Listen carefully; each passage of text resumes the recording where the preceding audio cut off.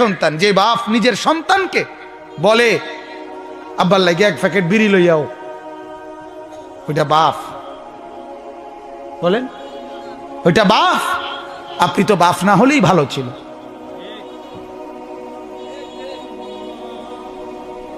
যেই বাবা তার সন্তানের সামনে কথা বলতেই গালি দেয়, গালি ছাড়া কথা বলে না, আপনি বাপ? আপনি আপনার সন্তানের বাবা না হলেই তো ভালো ছিল। আপনি তো আপনার সন্তানকে সম্পূর্ণভাবে বদ আখলাক বানায় দিন। এই জন্য আমি দিবানিশি বলি বাজান, যে ঘরে ছেলে নামাজ পড়ে না, মেয়ে নামাজ পড়ে না, বিবি নামাজ পড়ে না, আহা আল্লাহর কসম উচিত ছিল ওই ঘরের বাপ মা শিক্ষেরা কান্দা,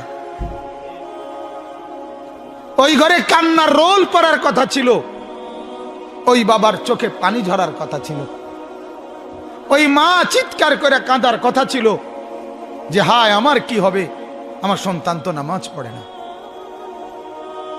আমার মেয়ে তো নামাজ পড়ে না। আল্লাহর কসম এটা হওয়া কথা ছিল মুসলমানের ঘরে। আজ কোনো পেরেশানি নেই। বাবার চোখের সামনে, দাদার চোখের সামনে সন্তান নষ্ট হয়ে যাচ্ছে, স্বামীর চোখের সামনে স্ত্রী বেপর্দা হাজারো ছেলেকে, হাজারো পুরুষকে তারই টাকা দিয়া কিনা গহনা অলংকার পাউডার স্নো মাইকা রাস্তার লম্পট খারাইয়া মুতে এরম বেদফ এগুলারে দেখতে বুঝলা তার বেড়ি বাইরে, হ্যাঁ? আর এই অপদার্থ স্বামী এটা হজম করে। তোরে জামাই হইতে বললো কে বেড়া? আত্মমর্যাদা যার নাই। হযরত সাদ ইবনে আবি ওয়াক্কাস একজন সাহাবী রাদিয়াল্লাহু তাআলা আনহু একদিন বলছিলেন যে আল্লাহর কসম আমি যদি কোনোদিন 1 মিনিটের জন্য দেখি আমার বিবিকে কোনো ভিন পুরুষের সাথে অন্যায় অবৈধ কোনো কথা বলে, আমি সাথে সাথে তার গর্দান ফেলে দেব। আল্লাহর নবী সাল্লাল্লাহু আলাইহি সাল্লামের হাদিসে আছে, নবীজি শুনে এই কথা বললেন, সাদ তোমার আত্মমর্যাদা যদি এরকম হয়, আমি মুহাম্মদের আত্মমর্যাদা তার চাইতে বেশি। এরপরে বললেন, সাদ আমার মাওলার আত্মমর্যাদা আরো বেশি। আমার আল্লাহ এমন অশ্লীল, এমন বেহায়াকে এক বিন্দু রহম করবে না, এক বিন্দু ছাড় দিবে না। যুবক, প্রতিটা নজরের হিসাব তোমাকে দিতে হবে। ভাত খানার নাম জিন্দিগি মনে করো না। হ্যাঁ, সারাদিনে ভাত কতটি খাও আর টুটু টুটু করে ঘুরো ঘুরো, অসুবিধা কি? হ্যাঁ, এটারই জিন্দিগি ভেবো না। জীবন মানে মোবাইল একটা, জীবন মানে একটা মোটরসাইকেল, হ্যাঁ, জীবন মানে সিবা ফ্যান, জিন্দিগি মানে এই মাথা চুল এগুলারে শয়তানের মতো কাটা, এগুলো জীবন কয়, এগুলারে জিন্দিগি বলে? বলেন পৃথিবীর কোন বইয়ে এগুলারে মানুষের জীবন বলে? মোটরসাইকেল, মোবাইল, সিবা ফ্যান, টুটু করে ঘুরে রাস্তার পাশে মেয়ে হাঁটে, তুমি পিছে পিছে সামারের মতো, হ্যাঁ, ছাগলের মতো তুমি পিছে পিছে হাঁটো, অপদার্থ কোথাকার। এটা কোনো জিন্দিগি হইল? এই জিন্দিগির চাইতে মরে যাওয়াই তো ভালো ছিল বেটা। কয় নারী দিয়ে তুমি চলবা? হ্যাঁ, কয়জন বেড়ি দরকার? কথা বলেন না। একটা ছেলের কয়টা বেড়ি দরকার? আস্তাগফিরুল্লাহ। গুনার মধ্যে ডুবে গেছে, নাফরমানির মধ্যে ডুবে গেছে ছেলেরা, অশ্লীলতার মধ্যে ডুবে গেছে।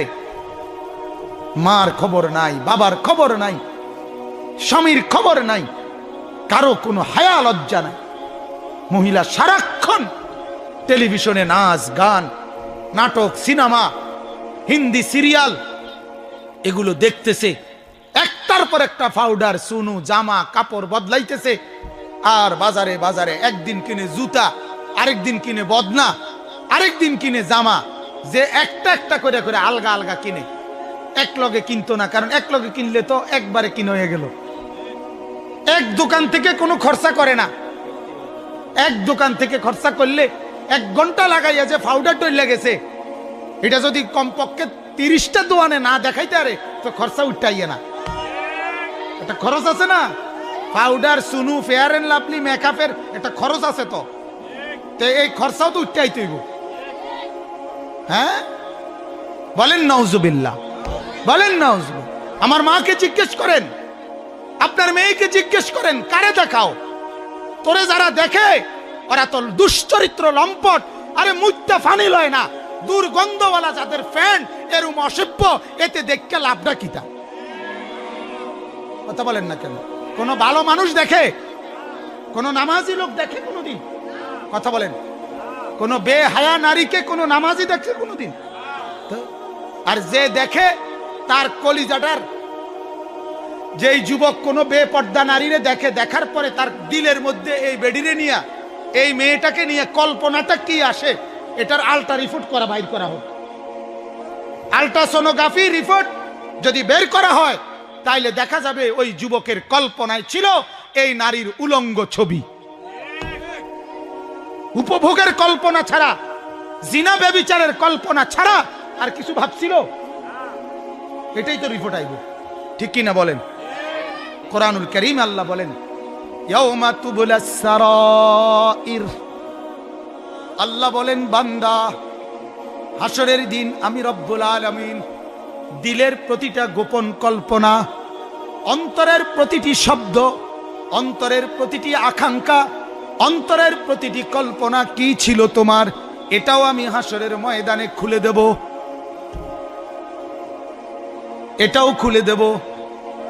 ওয়াহুসিলা মা ফিস সুদূর, আল্লাহ বলেন দিলের ভিতরে যা ছিল তাও প্রকাশ পাবে। এখন না কেউ জানে না, সেদিন মাওলা দেখাবে, শুধু মুখের শব্দ না, দিলের কল্পনাও। আল্লাহ